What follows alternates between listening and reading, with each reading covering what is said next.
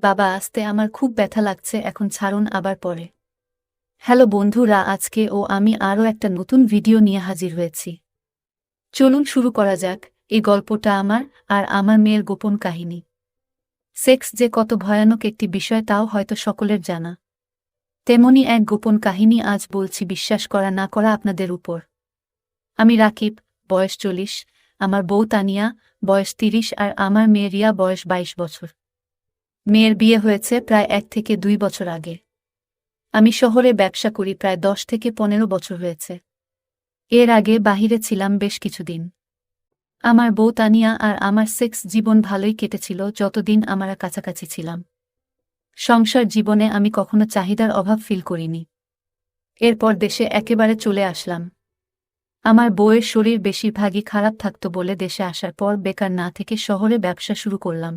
তাই সপ্তাহে 4-5 দিন শহরে থাকতে হতো, আর একা বলে এক রুমের একটা রুম ভাড়া নিয়ে সেখানে থাকতাম।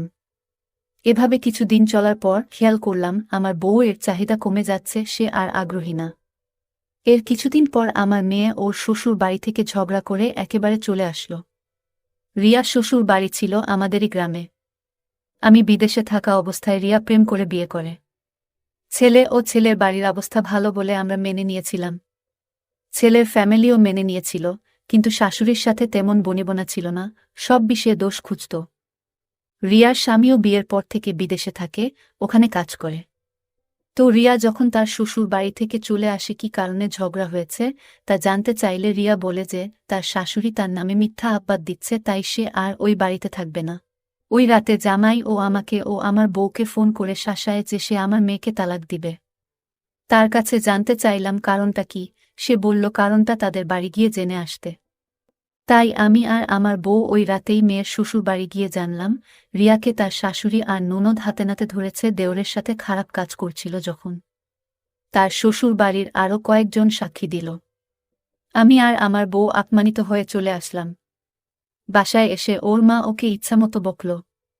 এর মধ্যে জামাই আবার ফোন করল আর বলল, আপনার মেয়েকে রেখে দেন, আপনাদের কাছে আমি তালাকের কাগজ পাঠাচ্ছি। ওর মা জামাইকে অনেক বুঝানোর চেষ্টা করল, কিন্তু জামাই শুনল না। তা শুনে ওর মা অজ্ঞান হয়ে গেল। তার মাথায় পানি ঢেলে তাকে স্বাভাবিক করলাম। মেয়ে আমাদের বাসায় রইল। জামাই ও স্বাভাবিক হয়ে সব ভুলে সে ও রিয়া আমাদের এখানেই রাখতে বলল। আর মেয়ে ও জামাই এর সম্পর্ক ও স্বাভাবিক কাটতে থাকল। রিয়া তার স্বামীর সাথে রাতে কথা বলে। আমি তা জানি, আর আমি 4-5 দিন শহরে থাকি বলে জানি না কয়টা পর্যন্ত কথা বলে। একদিন আমি শহর থেকে বাড়ি এসেছি, এসে খাওয়া দাওয়া করে ঘুমিয়ে পড়ছি। হঠাৎ মাঝরাতে ঘুম ভেঙে গেল, তাই বারান্দায় এসে সিগারেট খাচ্ছি। অমন সময় রিয়ার ঘর থেকে হাই হুই বা ফিস ফিস করে কথার সাউন্ড শুনলাম। ওর রুমের দরজার কাছে কান পাতলাম আর শুনলাম মেয়ে ঘরের ভেতর একটা ছেলের সাথে কথা বলছে। আমি মেয়েকে ডাকলাম, আমার ডাকে ছেলেটি পালিয়ে গেল, আর রিয়া ভয়ে থতমতো খেয়ে দরজা খুলল। আমি মেয়ের ঘরে ঢুকে বাতি জ্বালালাম। বাতি জ্বালিয়ে মেয়েকে দেখে বুঝতে আর কিছু বাকি রইল না। মেয়েকে জিজ্ঞেস করলাম ঘরে কে এসেছিল। ও বলল, কই কেউ না তো। আমি বললাম, মিথ্যে বলছিস আমার কাছে। আমি সব শুনেছি, তুই কি ভালো হবি না। আমি বললাম সকালে এর বিচার হবে, বলে চলে আসলাম।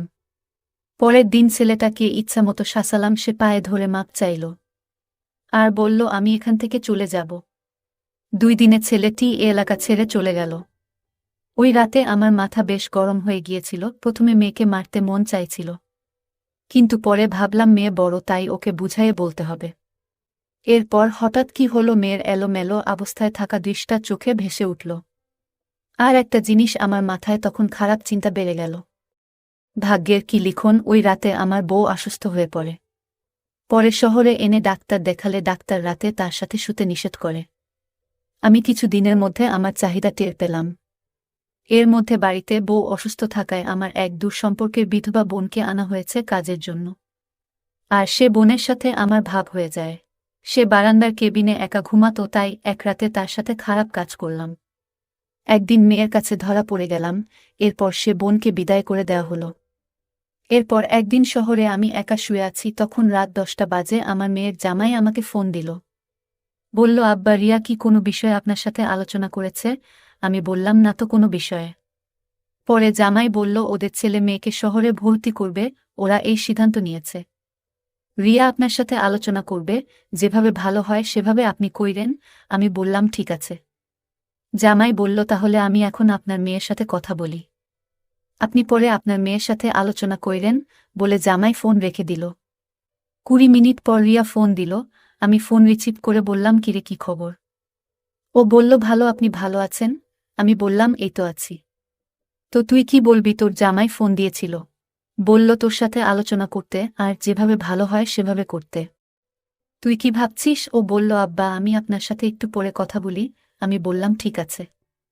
এরপর ও রাত 12টায় ফোন দিল, বলল শুয়ে গেছেন নাকি? আমি বললাম না। তুই কি করছিস? ও বলল এই ওর সাথে কথা শেষ করে বাথরুমে গেছিলাম। আমি জিজ্ঞেস করলাম তোর শরীর ভালো আছে তো? ও বলল হ্যাঁ আছে। আমি ওর ছেলের কথা জিজ্ঞেস করলাম। ও বলল ওর ছেলে ওর মা মানে আমার বউ এর সাথে শুয়েছে।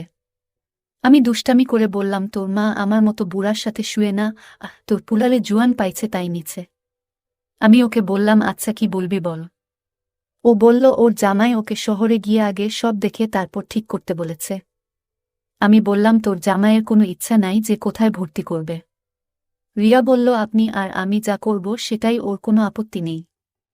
আমি বললাম তুই কি করবি ঠিক করছিস?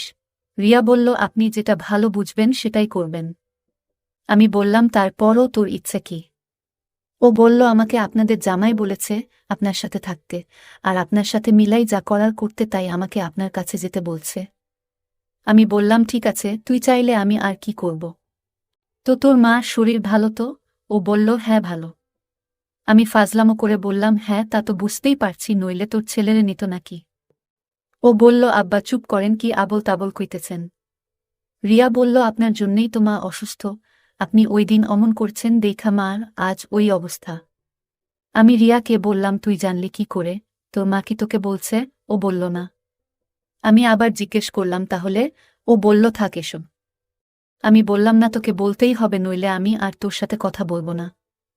আর তোদের কোনো বিষয় আমি নেই। ও বলল কেন না বললে আমার উপর রাগ করবে। আমি বললাম তুই আমাকে সব কথা বলিস, কিন্তু এই কথাটা বলবি না কেন?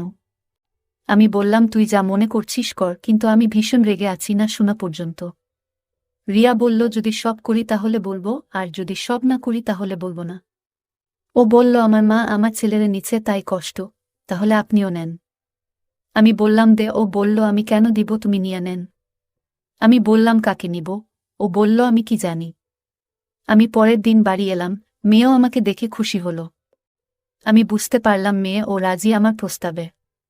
আমি রাতে খাওয়া দাওয়া করে শুয়ে গেলাম, সবাই ঘুমিয়ে গেলে আমি রিয়ার রুমে চলে যাই। আমি আসব বলে রিয়া রুমের দরজা খুলে রেখেছিল, আমাকে দেখে ও খুব খুশি হল। তারপর আমি ওর চাহিদা মেটালাম আর ও আমার চাহিদা মেটাল। এরপর থেকে আমরা দুজন প্রতিদিন রাতে এসব করি, কেউ জানতেও পারে না। যাই হোক, আজকের ভিডিওটি এই পর্যন্ত। এই গল্পটি সম্পূর্ণ কাল্পনিক একটা ঘটনা, শুধুমাত্র আপনাদের বিনোদনের জন্য বানানো হয়েছে, দয়া করে কেউ মাইন্ডে নেবেন না। যদি আমাদের ভিডিওগুলি ভালো লাগে তাহলে লাইক, কমেন্ট এবং শেয়ার করুন, আর সবার আগে ভিডিও পেতে আমাদের চ্যানেলটাকে সাবস্ক্রাইব করুন। সবাইকে ধন্যবাদ।